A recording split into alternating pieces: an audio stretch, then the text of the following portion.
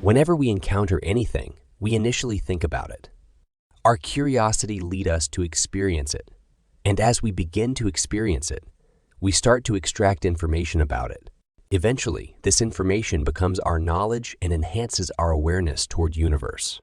It brings peace to our curious mind, making us feel more empowered and unafraid. Understanding, whether it's the universe or any object, involves some crucial actions or steps, which I am going to discuss first. The first step we take toward understanding anything is obviously by experiencing it. Our body, made up of different senses, comes to help and starts experiencing it. Whatever information they gather is stored as our knowledge in our brain, which helps us in the future. The second step is to gather more knowledge from it. Whatever we experience, the experience is stored as information in our mind, which makes up our knowledge. This knowledge increases as we gain more experience through different senses, and if we try applying all our senses while gathering knowledge of it, we can gain even more insight. The third step is to apply our existing awareness to something that we don't understand. It's a very crucial step, and it's the reason discovery happens. When we try to understand something new with our prior experiences, the minds of most people start to whirl at this point. Those with lesser knowledge begin to form completely different types of ideas, and some don't even manage to comprehend it. But as they do, their different types of problem-solving skills increase and their confidence boosts. The knowledge and awareness we have gathered increase our confidence and decrease our fear before encountering the next thing. This leads us to understand the rest of the universe more better. Whenever we try to understand something new, we first approach it with our previous knowledge. Most of the time, our previous knowledge serves as a major aid in understanding. But many times, when our prior experience isn't sufficient or doesn't work, it leads to the discovery of new awareness and experience, and our knowledge upgrades.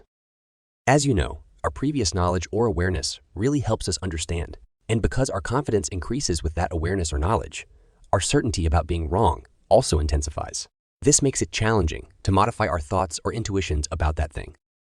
It's beneficial that our intuition doesn't break easily when faced with new experiences, and we often try to comprehend these new experiences using our existing knowledge. However, when this approach fails, it becomes difficult to change our perspective. Nevertheless, when our intuition does break, it leads to the discovery of new concept. Hence, new awareness and this newfound awareness challenges our previous understanding, expanding our knowledge and helping us unravel mysteries that were previously completely invisible to us.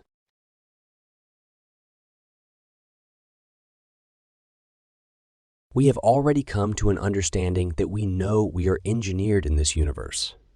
The brain we have and the consciousness it contains are all engineered in this universe and are a part of the universe. When we die, we will once again become a part of this universe. However, how we see this universe and how we think about it become our perspective to perceive this universe. And our perspective gets fixed by the time we were born. When a newborn opens his eyes, he doesn't know what he is seeing in front of him. For him, he doesn't even know what is happening around him. He sees the same thing as the other person is seeing. And that is the picture of the world with the help of one of our senses' eyes. The difference here is that the newborn doesn't know what he is seeing, but the knowledgeable one knows. His father knows that he is seeing his child in a building called hospital, and he is the father of this newborn baby. On the other side, the child doesn't know whose baby he is. He doesn't know who this man is standing in front of him, or he also doesn't know where he himself is. He hasn't started exploring the universe, but as soon as he begins exploring, he will also come to understand it. As this child grows up, he starts to understand the universe. Joining school, he learns about language to comprehend the meaning of letters, sentences, or lines. Initially, he has to grasp all of the already discovered words and their meanings to connect with the world. After learning about those, he needs to understand different subjects that immerse him in the learning of already discovered awareness before discovering new concepts. Fortunately, it is good for him that he gets to know this already discovered knowledge, and he doesn't have to lose energy over them. As soon as he comprehends what is really happening, he becomes so busy that he may not be able to give a thought about himself, his life, or about the universe. Eventually, he has to live with the already pre-made knowledge that has been discovered. When he uses that knowledge to understand something new, who knows if this knowledge really helps him understand the concept he is trying to grasp? Who knows if the time he invests in learning these things is really capable of understanding the concept he wants to? Maybe it can also happen that he gets so immersed in the universe with all the fun and activities that he completely loses sight of why he was born and what his purpose was, losing his way to understand the universe. The thing is that this universe is so vast that understanding it becomes challenging. We have delved so deeply into its complexities that we've forgotten what we truly are. The universe is engineered in a way that it brought about the existence of our species, capable of thinking and communicating. However, due to the immense expanse of the universe and the never-ending nature of our curiosity and imagination, it becomes difficult to grasp or reach a definitive understanding of what we really are. We become lost in the vastness of the cosmic panorama. The understanding we derive from our experiences may not be entirely sufficient, but it often feels right to us. It allows us to comprehend many aspects of our existence. However, these understandings have their limitations, of which we may not be fully aware. When someone new attempts to grasp concepts that have not been thought or experienced by anyone before, it becomes challenging for them to understand and articulate these ideas to others. But again, it's your awareness that brings you back to a realization of what you are and restores your senses, allowing you to enjoy living. The thing is that whatever we have learned, understood, or discovered, we have comprehended it from a point of view or perspective. Every perspective we apply is bound by our universe. Sometimes our perspective isn't capable of seeing the full picture. If we think of this universe with a human perspective, it's possible that we may wander somewhere in the universe and not grasp much if our perspective isn't more vast than our universe. How can we understand it? We need a perspective that isn't bound by anything, one without limitations, not similar like our sight, which becomes bounded after reaching the photon limit. We need a perspective that is more expansive and something akin to nothing. If you ask, why such a perspective that is like nothingness?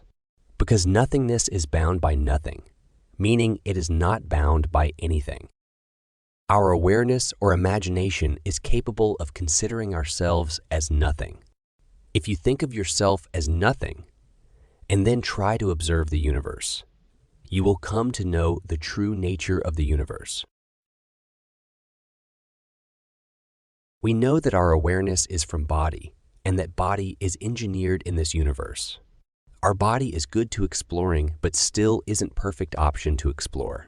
However, if you still use that body imagination with right understanding to experience the universe, and try to aware about it by having a perspective that isn't bounded by anything, and much like nothing, then things will be like this. We know that our universe is functioning and it's moving, and we call it motion. We also understand that this motion is the reason for our existence, the reason why we are alive, exploring, and comprehending the universe. All because of this motion.